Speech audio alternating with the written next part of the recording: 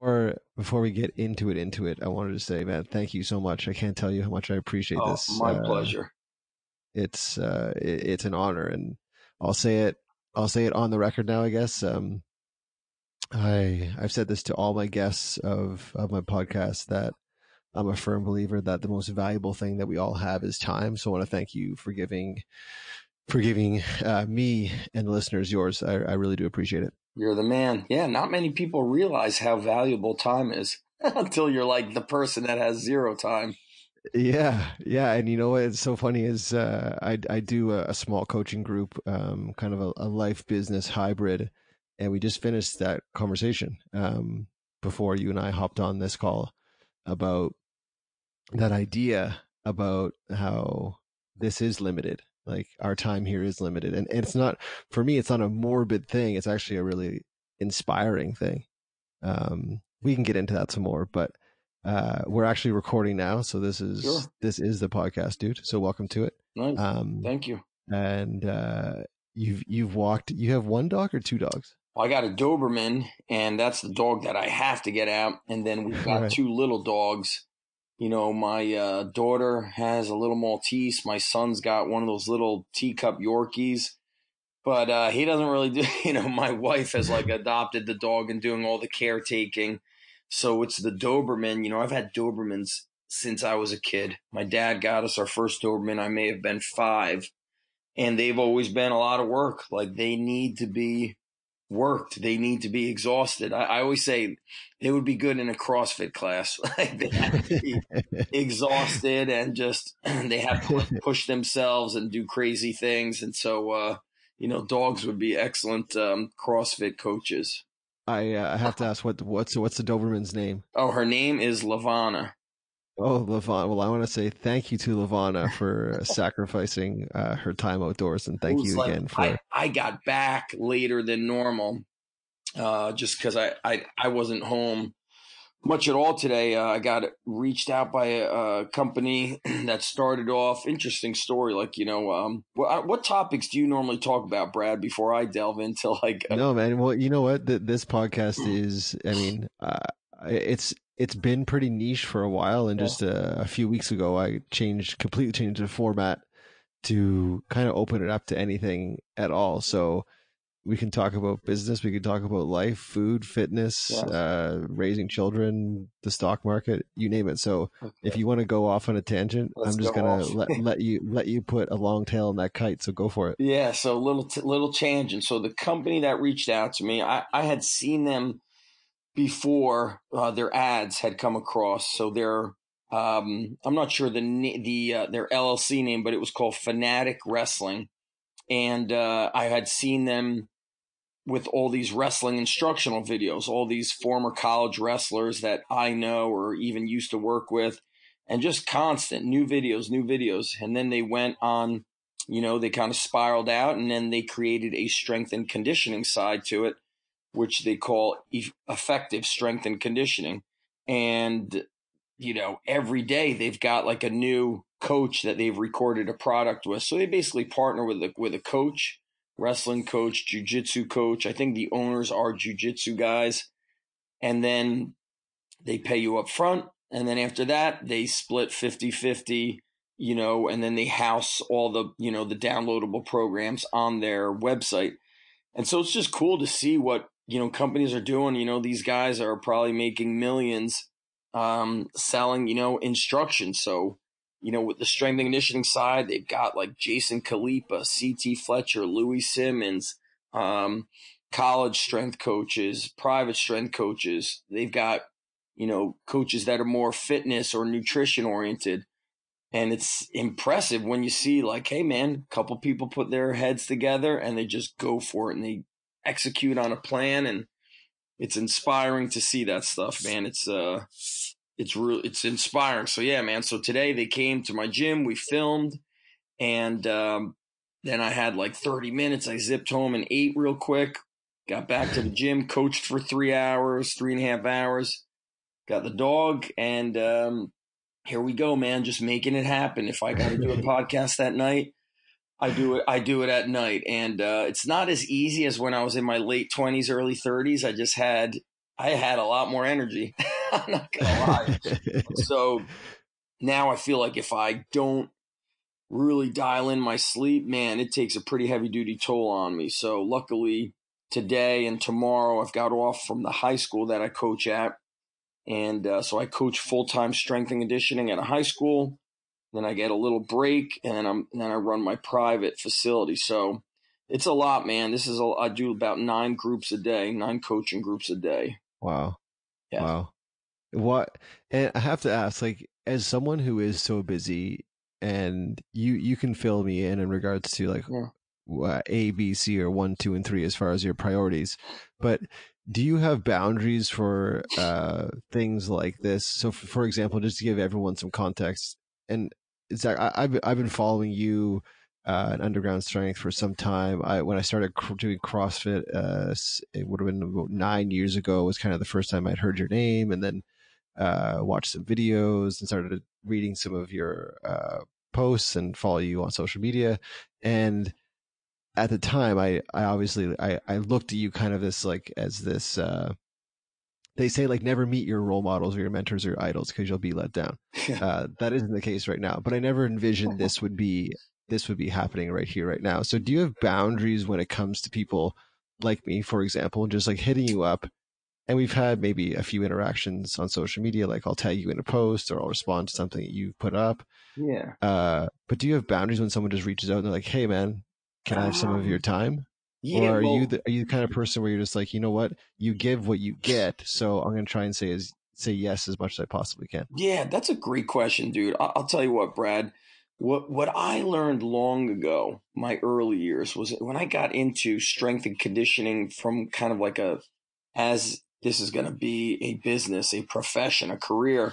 It was the early 2000s. And so without social media, gaining access to somebody was never free. You know, I had to pay to be part of like a private forum. I had to pay to get on the phone with them. I had to pay to exchange emails. You know, PayPal was new and I would be paying for everything. So I learned to really value what you said earlier, value people's time. And even if I do like a phone call with a friend, I'll pay them. You know, I was on the phone with Brett Bartholomew. I can't remember what we did. We hopped on the phone for like 30 minutes and I sent him PayPal and he's like, "What the F is this?" And I said, "Brett, now I'm on the hook." I go, "You spent 30 minutes on the phone with me. We spoke about business. I paid you. Now I have to get a return of investment. Otherwise, it was free." And then I feel like I took time away from you. You're a new dad. I wasted your time, our time. So I like to pay. I like to earn. If somebody reaches out to me for a common question is, "Hey man, I watch your videos. I love what you do." And let's say they'll say something like, "I watch all your stuff. I listen to all your stuff." And then they ask, "Can I get some advice on opening my gym?" Well, then they evidently don't watch all the stuff. I mean, I've got so many podcasts where I break down what I used to do, what I do now, mistakes I've made, what I would do if I did, if I changed this or moved here, moved there. So what I tell them to do is I go, "Listen, if I give you this answer, it's nothing. It's like it just got handed to you. You're not going to respect it." I feel like great coaches have to learn to get great at research. So I say, go to my YouTube or go to my website, use the search button and just type in business, strength coach business, gym business, warehouse gym business. Type in that stuff. You will come up with at least 100 podcast episodes. You'll come up with stuff and then you're going to feel you're going to have self-pride. You invested time. You didn't have to pay for it, but you did invest time in it. So, in those cases, I'll recommend that they go and research stuff before I just give them the answers, because I honestly feel that we've given away so much stuff for free. We would assume that it's made everybody better, but it has not. People are not better at training, better at business, more knowledgeable about XYZ. And so, and then there's the flip side, Brad, where I haven't been home today. So if I look at my emails, dude, I normally can like clear out a lot of emails, but there's something like 46, maybe even more now emails that I haven't read. And that's like, oh, I gotta, when I'm done with this, I need to clear out the email. I like to be at like inbox 5, inbox 7. I don't like getting into the double digits. So, I haven't checked email since I'd say, what time did we start recording? 10 a.m. So we're talking like 8 hours. So it becomes something like 5 to 10 emails every hour come through. Yeah. And so I respond to, if it's a legitimate email, I'm sure there's some junk and spam crap that came through, but I respond to the majority of emails. And it's tough now because I coach full time. When I'm coaching, I'm not touching the phone. Maybe in between a group, I'm checking if there's a text message from my kids or my wife. Right. Other than that, I'm not really touching my phone. And so this is a different past few years where I coach at a college, or now I coach at a high school, and then I go and coach at my private facility. My time is so minimal. And then I look at my kids and I say, holy crap, they're huge. My daughter's going to be driving in 3 years. Like what the hell just happened? And in my son's in 6th grade. That means in, 6 years, in 6 years, my wife and I are empty nesters. I'm going to have a hard time. Like that's why I love going on the weekends to watch his baseball games. I love taking my daughter to her tennis. And so, yeah, man, it's hard. I don't know if I said no to stuff. I think some people have to say no to me because I tell them, look, I could do a podcast at 8 p.m. at night on a Wednesday or Thursday. Like, honestly, I don't want to be working at 8 p.m. at night or on a Wednesday or Thursday, but I also don't want to say no to people. Mm-hmm. And so, somebody reached out to me who's got a pretty big podcast, and they couldn't do a Wednesday or Thursday night. Then they asked for a Friday. And I was like, nah, dude, Friday when I'm done with coaching, I'm done. That's it. I'm dinner with the fam. I want to watch a movie with my wife. Saturday morning, I'll get an email out. I'll coach for 1 hour. Then I'm pretty much done. Sundays, I pick up on some work. Like I have a coaching group. So on Sunday morning, I'll do about a 45-minute video call with everybody. But I usually get it done before my kids are out of bed. So I kind of try to do that. But eventually, I'm going to get to a place, Brad, where it's really going to be less than this. I'm not going to be juggling private facility and coaching at another school. And I came across a tweet a couple days ago from Fergus Connolly. He shared an article about, and I've heard of this before, read it about before, but this was a lady who, I can't remember what business she was in, but it was all about making herself obsolete. Like she wanted to hire people who could take her position over, people better suited than she was for her own position. And then she would do other things, different creative type things. And so time, that's the most valuable thing, man. So yeah, I've said certainly no to some things, or some people and some opportunities I've said no to. Especially if those opportunities, you got to get to a point, Brad, where you also know what is your worth. So I had a offer for a university, and I was like, no, I made that money when I was in my 20s, before I was married, before I had a family, before I had kids. So, and if I took that position, I felt like I would have been supporting the place that strength and conditioning is in right now as a whole, which is, multi-million-dollar weight rooms, and then strength coaches with master degrees working 12 hours a day, plus weekends, are getting paid median salary, if that. And I was like, I'm not going to support that. I'm going to say no. And I said no to something that I really wanted, but I had to say no because the money was not right. Neither was the principle. That's so awesome that you're. That's a long answer. No, I appreciate that, and actually, I'm learning as I go through this exercise with these podcasts, and I think I'm at close to 200 now. Wow. I'm learning now how important it is to just shut up, because meaning me, like, just let you go, let the guests go, because this is why people are tuning in. They're tuning in to hear you. They're tuning in to hear your story. They're tuning in to kind of get in a peek inside of your brain. So, man, if you want to go long-winded, go long-winded.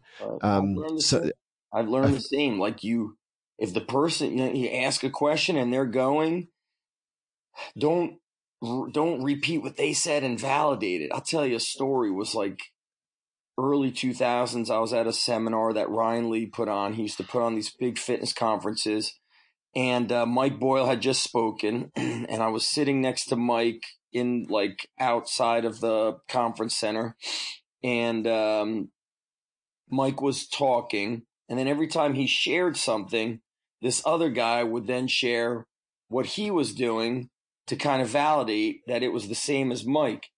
And I just want to say, dude, let Mike just go right now. We need to listen to Mike. Just kind of, Mike is 15, 20 years older than me.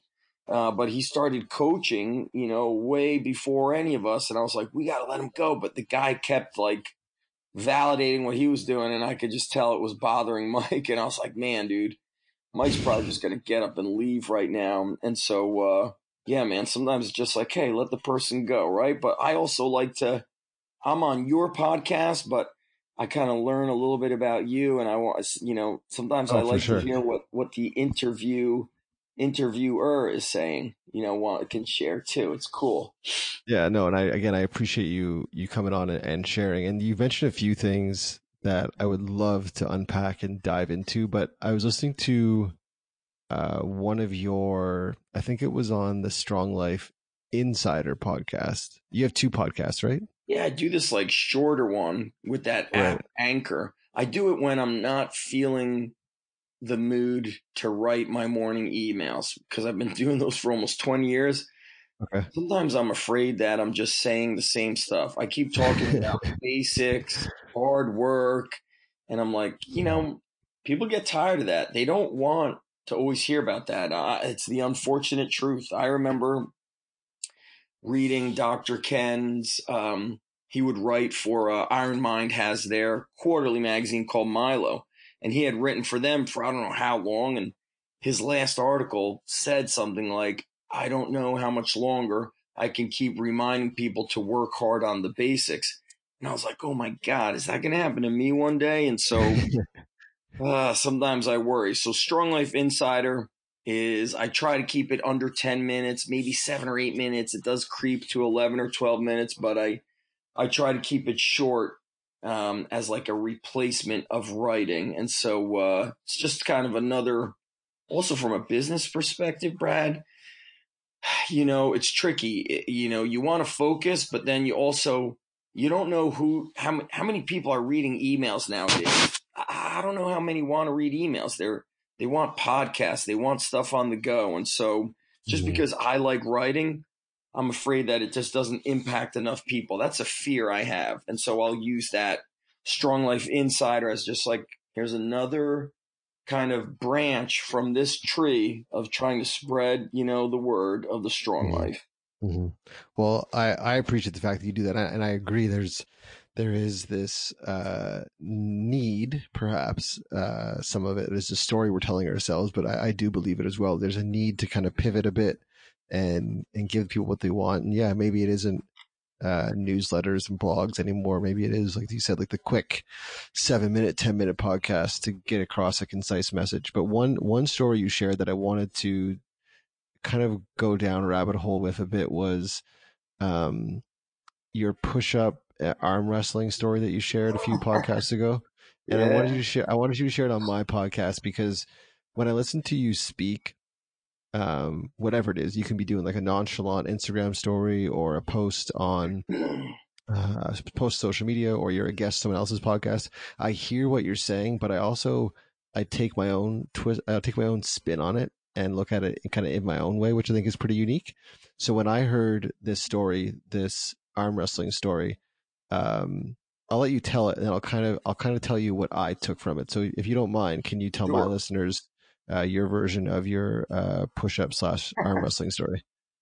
Well, I'm excited to hear your version or what you get from it. So this was the summer. I think it was the summer before seventh, but it may be the summer before eighth grade. So if it was the summer before eighth grade, I was 12 years old. And, this is the summer before eighth grade is 1988.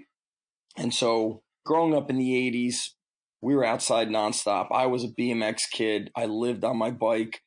My buddies in the neighborhood, we used to be outside. It was not odd to be out on our bikes at 7 a.m., riding all around the neighborhood. We had a great neighborhood. It was like a circle.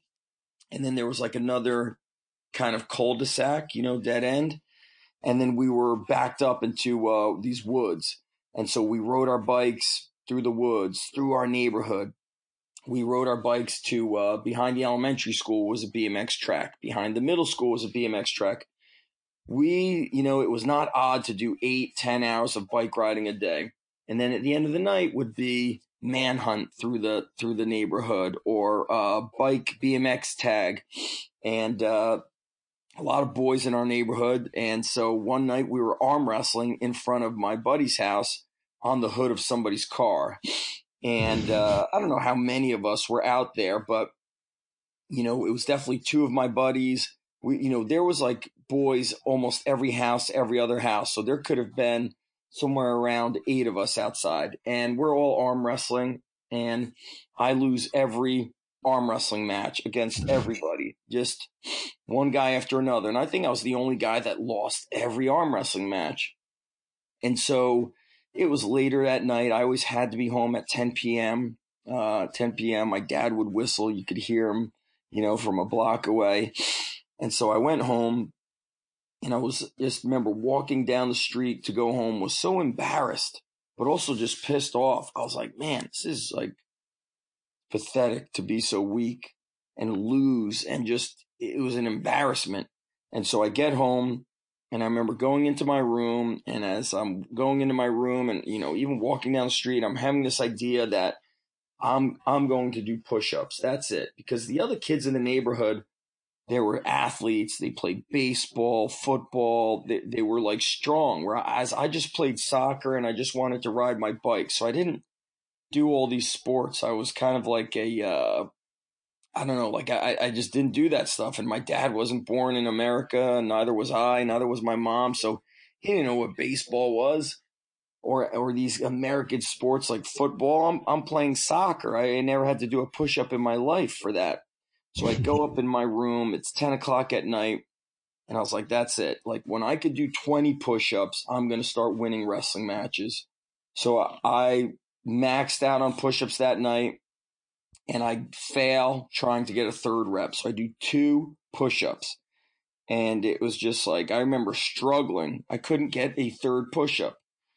And I was like, that's it. Every day I'm going to do 1 push-up. And when I could do 20, I will win arm wrestling matches. And the next morning, I did 3. I woke up and I was like, you know what? I'm not going to wait till that night to do it again. So I did 3 in the morning. And I was thinking I'll do 4 the next day. But that afternoon, I remember the thought came across my mind that there's no need to wait for tomorrow, that I'm going to do 4 right now. So in the afternoon, I did 4. Now I'm double what I did the day before. Then at night, I did 5. The next morning, 6. The next afternoon, 7. And at night, 8. So the third day, I'm at 8 reps, from 2 to 8. And by the end of the week, I'm doing 20 push-ups. And not only do I remember winning arm wrestling matches, but I wanted to arm wrestle people. I had confidence in myself. I believed in myself. And that's something I remember not having. I remember being afraid of the other kids in the neighborhood, the bigger kids, like the older brothers who would bully everybody and just, always mess with you. And now I had confidence in myself. And so that was the beginning of me learning of what strength can do. And so I was 12 years old, and that was the beginning of my, push-ups and learning how training and strength can really change your mind and give you confidence. And it's crazy. 1988, here we are, almost 2021, and I still remember that like it was last night. Yeah, man, it's such a cool story, and literally, you told it on your podcast. I encourage you guys to go check it out. I think it was on the Strong Life Insider podcast. Probably, I So, think it was so the recent one. yeah. But for me, I literally, when I heard it on the podcast and heard you tell it now, like I can go back in my mind as you tell that story. And side note, I think you're a great storyteller, by the way. Dang. Um, but for me, what I took from that story is almost the antithesis, and this is a very broad stroking statement, so bear with me here, but it's the antithesis of, I think, the general mindset that is, and let's just say North America, so Canada and the US. I can't really speak to Europe and other countries and continents around the world, but I feel like that story for me is a 12-year-old boy, a 12-year-old kid, fundamentally understanding that his life is completely within his control, and you didn't blame anyone else. You only got angry at yourself, and then you took what you took the actions that you knew you could do, and when you took those actions, not only did you reap the rewards physically, but emotionally, mentally, probably spiritually, probably fulfilled your soul, like all of these things. So when you were sharing that story just now, when you shared it on your podcast, I listened to that story and I thought, yeah, it's cool. It's a great story about strength and how important exercise is and building muscle and what that can do for you. But for me, it was a story about, like, we need to be listening to stories like this because that is reality. Reality is we all have the capability and the ability to change our realities. And we can stop playing victim and we can drop to the floor and do 2 push-ups, or drop to the floor and read a book, or start that website, or quit that job. Or do you get what I'm saying here in regards to, like, stop being so passive and stop being so quick to play victim and take control of your life like you did that night and then that week after? 100%. I mean, it's amazing how I don't think I realized it, when I was kind of just a young kid training, but as, of course, through those years of being a teenager, I battled through some depression periods. But now as a coach, I'm just looking at strength and conditioning or training, whatever we want to call it, as a vehicle for getting better at life. And it's like, do you stop training when the season happens and you get busy? Okay, you're teaching yourself to quit because you got busy, and that's a problem. Or okay, sports season's going on. I'm going to adjust. My workouts are going to be shorter. I'm going to train less frequently, but I'm not going to stop. That's another lesson to be applied for life.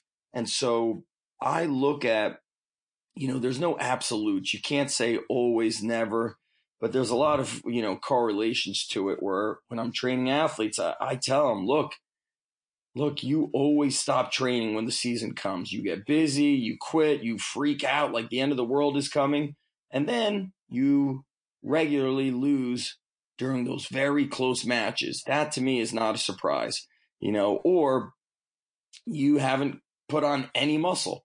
You're 140 pounds as a freshman, you're 140 pounds as a senior. You haven't followed through on the nutrition, you're not consistent with training, and now you're hurt.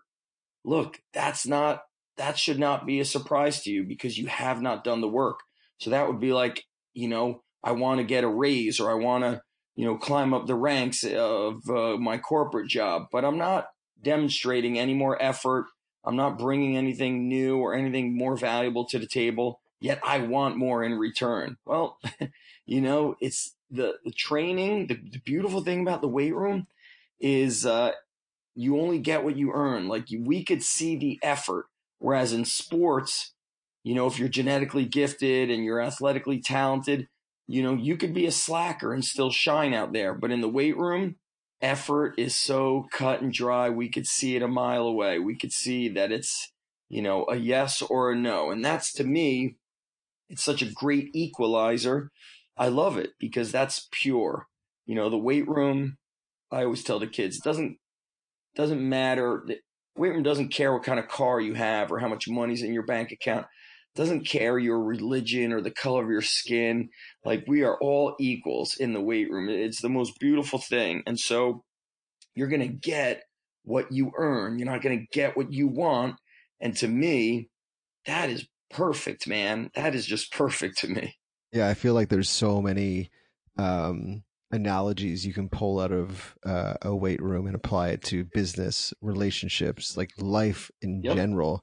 And like you said, like you get what you give. Like I said off the top of the podcast, like you literally get what you give. If you're gonna go in there, I think is it Henry Rollins that has the piece about the barbell doesn't lie?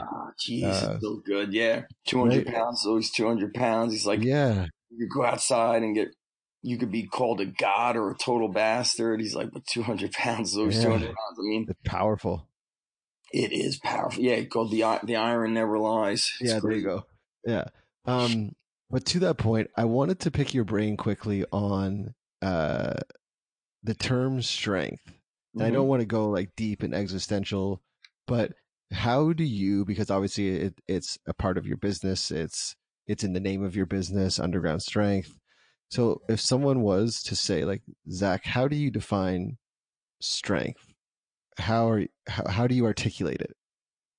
Well, you have, on the most basic level, is how much can you lift in a certain exercise, right? That's strength. But to me, what's the Strong Life podcast?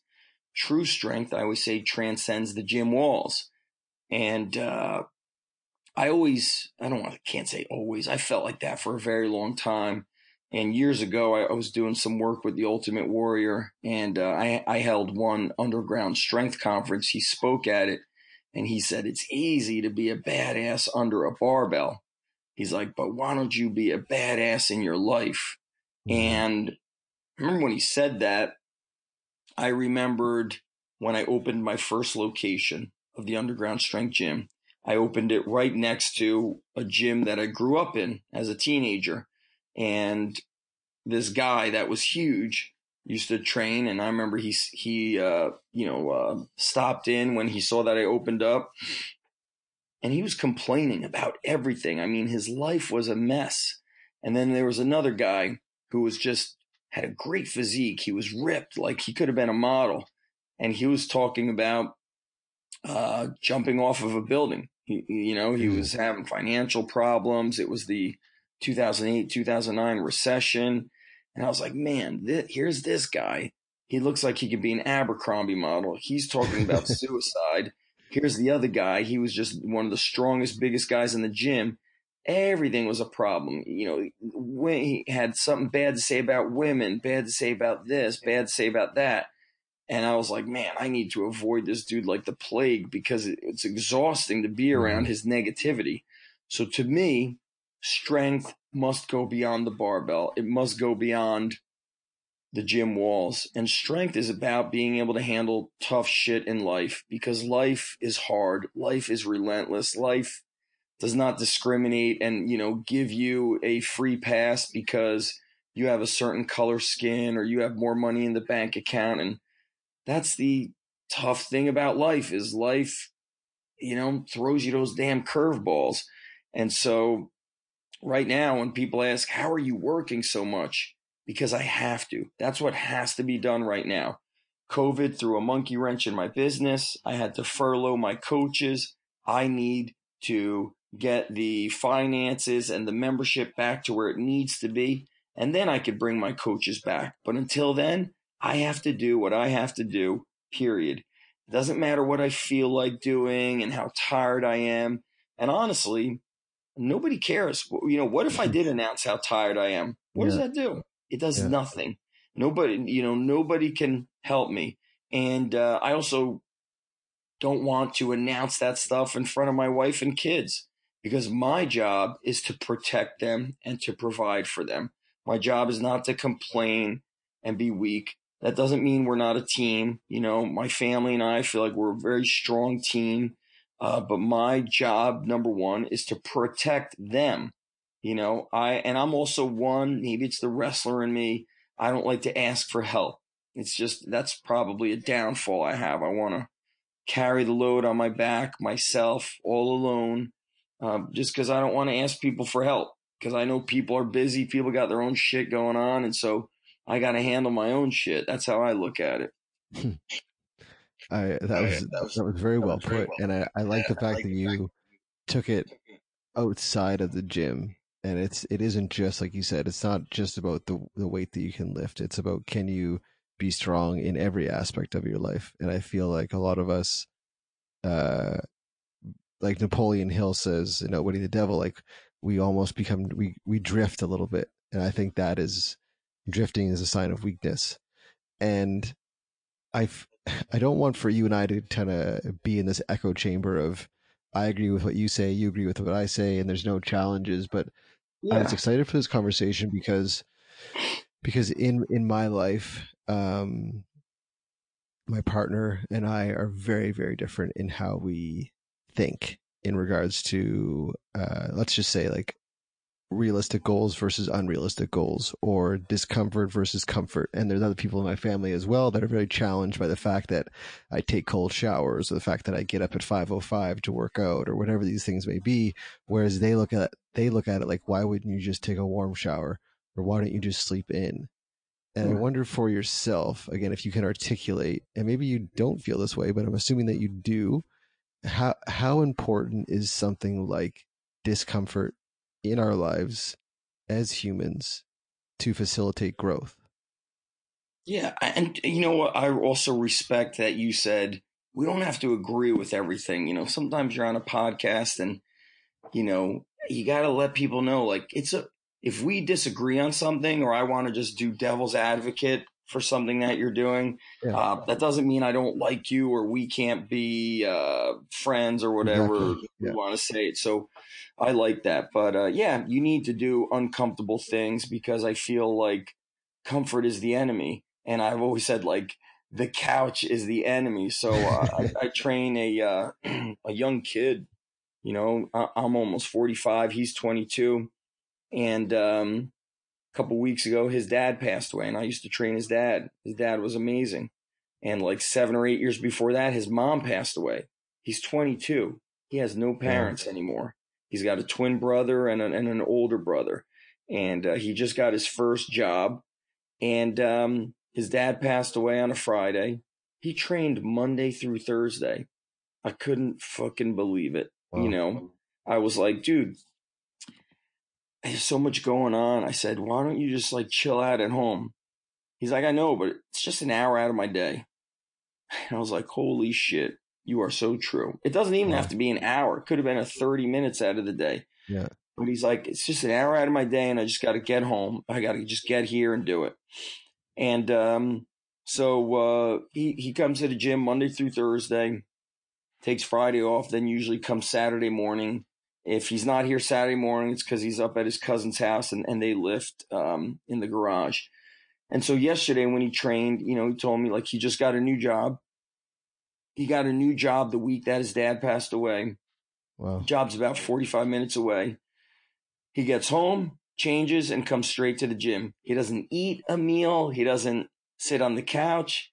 He's like, he goes straight to the gym. And he's just so damn tough. Like, he lost his dad, and his dad was in the hospital that whole week. And he showed up every damn day. And it was like, man. And so I feel like if you're consistently doing comfortable things, when these tough things happen, you will just break. Mm-hmm. And Mm-hmm. sometimes you don't have the option of breaking. Or you probably always have the option, but if you do break and give up, it could lead to some other really bad things and negative things. And so it's like, man, you just got to be tough. And I interviewed my buddy a couple months ago, Nate, former Navy SEAL. We call him Quattro Deuce. His name is Chris. And he's like, Zach, hard people do hard shit. I That's like it. that. Hard people do hard shit, and like you have to do hard shit. And look, sometimes I don't do hard shit, or the things I do are not hard enough, or not enough of the hard shit. And then I start feeling this like normalcy creeping in, and I'm like, fuck, don't go there, don't become that. Mhm. And then I fight back and do more and do, one, I always say one thing is 100% more than zero. And so, I'm afraid of being normal. Brad, that's actually what scares me, to be like every other guy, these normal dudes that they're younger than me, yet they look 10 years older because they're not taking care of themselves. They're drinking too much and they're just weak. And I don't want to be weak. I'm taking pride in being strong. And I think it also inspires my kids that they see a father who's not just physically strong, who not just looks strong, but daddy's tough. Daddy right now is working his face off and he's taking care of us and he's doing what he has to do and he's not being a little whiny bitch about it. Yeah, And, you know, that's what I hope their stories that they'll share of me will be. I'm sure they will, and that's something that you shared, and you've mentioned it on numerous podcasts that you've guested on. You mentioned on your own podcast, but one thing that you say that really has stuck with me, and actually, I tagged you in a post that I put up months ago, but it was a picture, a selfie of myself, my partner Lindsay, and our daughter Lena, and our son. Our daughter is 2, and our son is 9 months old. And we were sitting down at the breakfast table, having breakfast before Lena went off to her version of school. And you said that I want to, and I'm paraphrasing here a bit, but like a standard in my life is having breakfast with my kids every single day.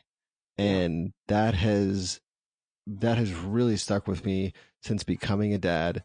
It has motivated me to, leave a job that I hated, start my own business, and create the reality that I want in my life to do those things. So I wanted just to mention that, just to say thank you so much for sharing, like you do so openly, in the stories that you share and the statements that you share, because that has become a core memory for me, but also a core value in our family. So thank you for setting that standard and sharing it with the world, and allowing it to be something that I can now incorporate into my life. Yeah, it's crazy how that simple thing drove me to like do more. I just wanted to have breakfast with my kids. So like Sundays is I make pancakes and bacon. I mean, it's super rare that it doesn't happen. Maybe, that means maybe we're traveling to a baseball game at some early hour of the morning, but Mm-hmm. otherwise I take a lot of pride in just that Sunday morning, pancakes, bacon, playing a little country music. And, now I have a different schedule because of this COVID. I used to have a different coaching schedule, but now I'm there early. I leave at 6:30. So I'm out of the house before my kids wake up, which stinks. But now I see them when I get home around 3 o'clock. They're home and we could have a meal together. And so we make those moments together count. That's important. Yeah, I think that's really important. And yeah, I think that's also, uh like, my coach tells me, like, you have to have empathy for yourself and compassion for yourself. And I think it's great to set a standard, like, I'm going to have breakfast with my kids every day or every Sunday, whatever it is. But understanding, like, life will happen, and you just deal with it and you move on, or you move through it. You don't let it become, like you said, you don't become the normal guy.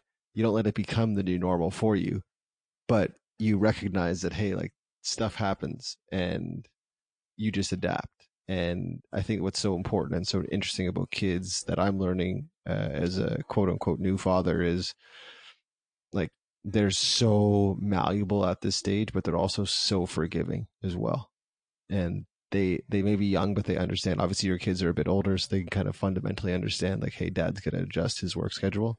Um, but having compassion for yourself and empathy for yourself, I think, is also important, especially in times like these, because who could have expected this, right? Oh, this is like, I really can't wait till these times whatever this thing is going on will just pass.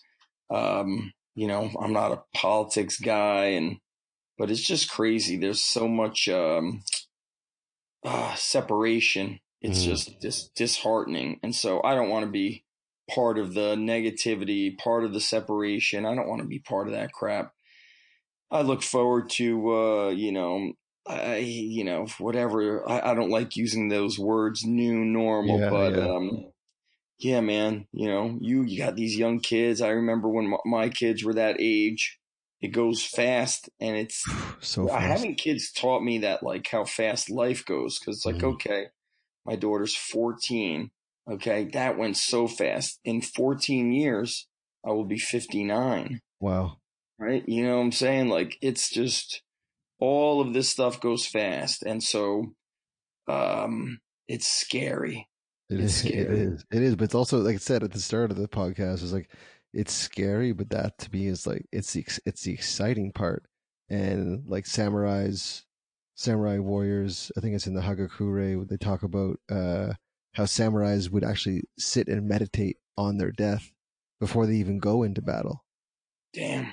Like they've already accepted it. They were ready. You know what I mean? I think that's such a ready and willing to die. Yeah. For me, and then, again, it's not a morbid thing. It's actually a very beautiful thing, I think, because it really, it's like they tell you in yoga class, it's like, okay, tune into your breath. Like you really can't be anywhere other than right here, right now, if you tune into your breath. I think that is so important when you think about things like time and death, is like, whoa, okay, snap out of it. Like be in the moment. If it's breakfast with your kids or it's at your son's baseball game, whatever it is, like actually be in the moment. I think it's such a refreshing reminder and mindset to adopt, but we get so wrapped up in business and, like you said, politics and COVID-19 and my wife this and social media and all that stuff. But really what's important is like, can you just be still in this moment? And I'm learning that as well for my 9-month-old more than anything else, is like they pick up on everything, dude. Like everything. It's crazy. Yeah. I think you as a parent now, when I was a parent, when my kids were their age, I don't even know what kind of phone I had. Certainly not an iPhone, maybe a BlackBerry. But you just weren't so connected to it. And so I really just encourage the parents of today with the younger ones is to be able to step away from the phone. And, if that, like I said, all these emails I have, if I email somebody tomorrow, hopefully people don't care, I'm sure they will. And if they do, they're probably not either the right client or the right people. That's right. That's right. So it's like, hey, listen, man, like, in a day, nothing's going to change. And so, you know what, this also, all this kind of over connectivity and everything going on now, Brad, is, I recommended this in my coaching group, is that they get away, even if it's just for like a weekend, leave on a Friday night or a Saturday morning, come home on a Sunday night, but something that you're kind of out in nature. So it's a camping trip. Or you go a lot of places, no matter where you live in the world, you can drive 2 hours away and be in a remote, a somewhat remote area that's not congested. And so that's something we're going to put on our schedule a little bit more frequently than we already have. Yeah, I think it's so important to disconnect a little bit. Like I said, especially in this world where we're so connected. I know my wife and I are doing like quarterly, we call it like family vacations, but it's not actually with the family, it's away from the family. So like she'll do one and she'll go downtown and book a luxury hotel and do that thing and just take like 2 days. Yeah, I think for me, I think it's, as much as like the kids miss her and the house gets a little bit hectic, it allows her to like go away and spend time on her and recharge and refuel. Yeah. Everybody has to take care of themselves, because if you can't take care of yourself, you're not in a good space to take care of others. Yeah. And so I always tell my wife, hey, if you think I'm in a bad mood, just tell me to go to the gym. I'll deadlift and I'll come back a much better person. I just always say that. And so, we're pretty busy with the kids at this age with all their sports stuff. But I always tell my wife, like, don't sweat it. Like, go out. We'll Yeah. find a way. Go out with your friends. It's important to do those things. Or go and do nothing. Go and do nothing. Yeah. Nothing wrong with that. I gotta be honest, man. I literally have like a encyclopedia of questions I want to ask you, but I also want to respect your time. But I do have a couple more to fire at you before I let you go officially, if that's all right. Sure. Um, we talked about like the importance of discomfort versus comfort. One other one that's popping up for me a lot right now in my life, both personally and professionally, is being challenged by others with them wanting for me to have, I guess, what society would call realistic goals. So when you set goals for yourself, whether it be your business or with your family or just in your life in general, how realistic are you? And do you prescribe to like you need to be setting big audacious goals, or are you someone that's like, no, let's just play more in reality? Like, where do you sit with unrealistic versus realistic? Yeah, what's interesting is so on my desk, I always have a little journal that I write in almost daily. If and sometimes it's just like a few bullet points, but there something came up with an opportunity, and they were talking about the money, and I said $100,000, and then I'm thinking to myself, what is 100 like? It sounds like a lot, but actually, like, it's not a lot. Right. And that $100,000 is quote unquote realistic.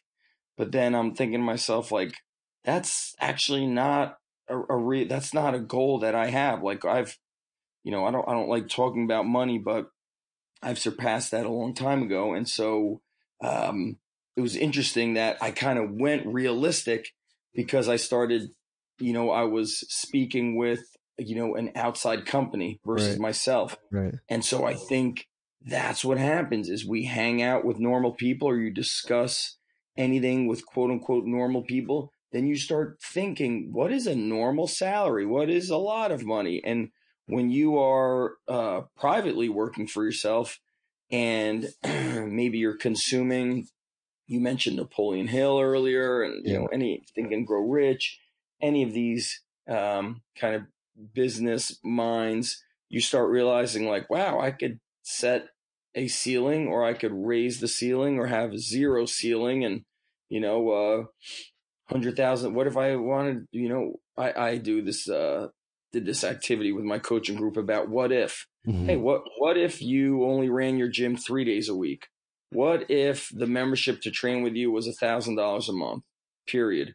What if your membership was only for the year? They pay you $3,000 or $5,000 upfront for the year. Mm-hmm. What if you didn't coach at all? What if somebody else did the coaching? Well, what if you ran your business for 6 months, and then the other 6 months you traveled? Just kind of like these what ifs. And I think if you don't work that creativity muscle, if you don't open up your mind and write in a journal, and when you write in your journal, have no rules. Like, don't, oh, that's too much, that's too big. Go, no rules. When Mm-hmm. you lose that, when you don't work that creativity muscle, when you don't work your imagination, you can't think big. And then if you can't think big, you'll you'll not be able to go big. And so I think you have to be real careful of kind of anything that's associated with normal. Being normal is a dangerous place, if you ask me.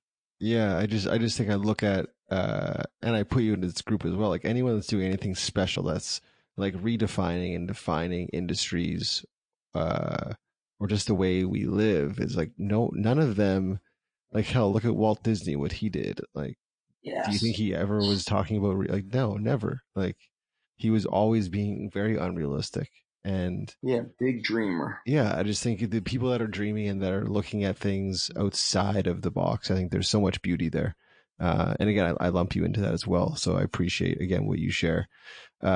Before I let you go, I have one final. Well, it's like a two-part question for you, and then I want to lay out the red carpet so you can let everyone know Okay. how they can support you and where they can find you. But I figured I would be remiss not to ask you this question because you are a wealth of knowledge when it comes to physical fitness and strength and training. And I've always wanted to ask this question on my podcast, but it hasn't been appropriate because I haven't had the right guest, but now I do. So it's two-part question is, one, if you're stranded on an island, tropical island, you can only take one exercise with you. So you get to work out as much as you want, but you can only do one movement. What is that movement? And then two, you only have one piece of equipment. What is that piece of equipment? Yeah. So I've had a pretty serious knee issue that just kind of downward spiraled since like 2014, 2015 that I never went to a doctor about, never really figured out an answer to. And I haven't been able to run for 2 years, and so I miss sprinting so much. I miss the freedom of being able to play tennis. I miss the freedom of sprinting hills. And so I would want to sprint. I just want to sprint. And if I took a training tool with me, it's tricky. I love kettlebells. I love fat bells. I love dumbbells. I would probably take a barbell. Yeah. Probably take a barbell. I would do, deadlifts and rows, and I would get it on my back, or I would do a clean and throw. If I was on a beach, instead of a clean and press, I would throw it. I would jam it up against a tree or some stones, and I could do landmine presses and landmine rows with it. I would figure out a way to build some sort of a rack so I could do floor presses. I would find a way to really utilize that barbell, and I think it would be cool, just the barbell. Yeah, I also think that's a great segue in regards to people that feel like they're limited with either their at home gym or their at their actual gym that they're at. Like there's a plethora of ways you can use different equipment. Like you said, a kettlebell. I mean, it's one thing, but you can use it so many different ways. And I encourage you guys that are listening, check out Zach on YouTube and on social media, because there's so much on that you can adapt and adopt into your life. So Zach, on that point, if people do want to reach out, they want to connect with you, this is your time. Red carpet is laid out. How best they find you, how best they reach out, and let them know what you're up to. Oh man, I think best thing is get on the newsletter, zachstrength.com, ZACH strength.com. That way they could get the free training courses. They could learn about the different programs that I offer. I have so much stuff out there. They could follow training programs online. They could get standalone programs. We have the Underground Strength Academy, which is undergroundstrengthcoach.com. And then the certification, which is undergroundstrengthcert.com. And you mentioned Strong Life Podcast, which I update pretty regularly. Lately been very hard to do so, but I sometimes for example, when I get interviewed by somebody like yourself, I ask them to send me the recording and then I cross post it. So I try to keep that updated. And then YouTube, they could kind of search my name on Google and find all my stuff, so to speak. Yeah, I appreciate that. And I encourage you guys really do reach out. And I think, Zach, as much as when I first came across you, your name and your brand and what you offer, I really was motivated by what you were doing on like the physical side of things. So looking at like how you trained and your philosophies, but following you over the past, like I said, probably 8 years or so, I've come to appreciate you and value and respect you more as just a human being and a man, as a father, as an entrepreneur. So I said it off the top, but I'll say it again. Like I cannot tell you how much I appreciate your time. I really do wish that this could go on for another few hours. I wish we could do it in person.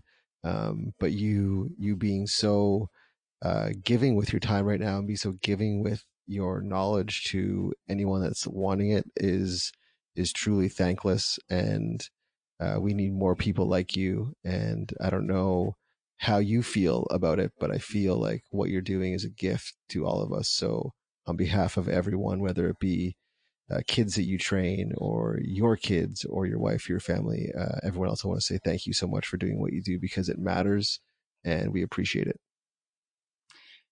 You're the man, dude. That's a lot of good, kind words, my bro, and that keeps me going. So I appreciate that, Brad, very much. Thank you, bro. No, I appreciate your time. Guys, again, please do go follow Zach, check him out. And if you want to get inspired or you want to get a kick up your behind, he's definitely got the message for you guys. And again, the great resources in regards to training.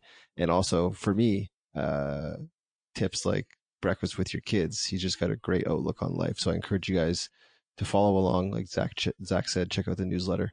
And that's it, guys. You know what to do. Until next time, be good and do good. Zach, you did it, dude. We're done. Thanks, my bro. That was great, man. Great conversation, Brad. It was good. Yeah, man, I appreciate that. I honestly do.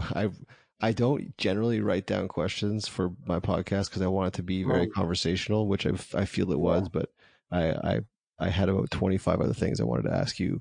So we will do a part 2 for sure, man. You know, yeah. I tell you, like, if I won't be shocked if, well, I don't know, if my school district closes for a little bit with all this COVID. We're starting to get a lot of COVID cases. So if that happens, I'll get more free time. You know, if you see me active more on social, that means my school was closed and I'll have some day times available. So we should definitely do a part 2, man. Yeah, man, I appreciate that. And on that point, things where I am in Canada are like super chill with COVID.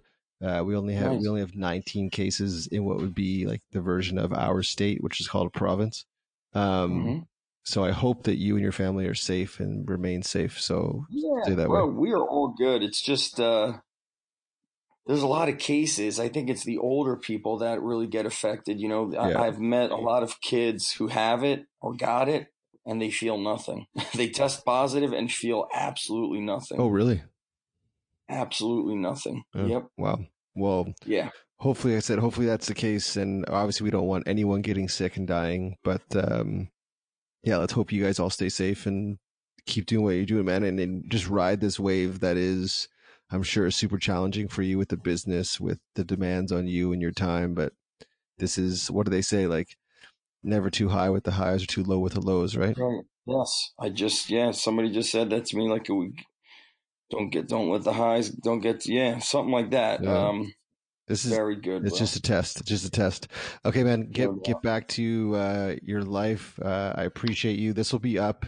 What's today? Thursday. This will be up on Wednesday next week. Cool. I'll send you all the links. Yeah. And I'll probably bug you this weekend or Monday just with a quick email. If you can send me like 1 or 2 photos of yourself that I can use to promote the podcast. You could pull whatever you want off of the internet. Oh yeah, that's easier. Okay, yeah. Okay, awesome. No doubt. Okay, man. Yeah, for sure. And then once this is posted on your end, send me the file, and I'll cross post on my end as well. Beautiful. Appreciate that. And if I miss something that you tag me in, Brad, it's like could be because you tagged me in the morning and I didn't see it till the It's all day. good. So it's all good. Just message me, email me. Yeah, I got you. Okay. This thing says to leave the app open after the call, I guess, so you can download it. Yeah, it uploads to the site, then I download it. Yeah, so just leave it open for us, and we'll go from there. Okay, thanks, dude. Have a great night. Thank you, bro. Good night. Chat soon. Appreciate you. Bye, buddy. Go from there.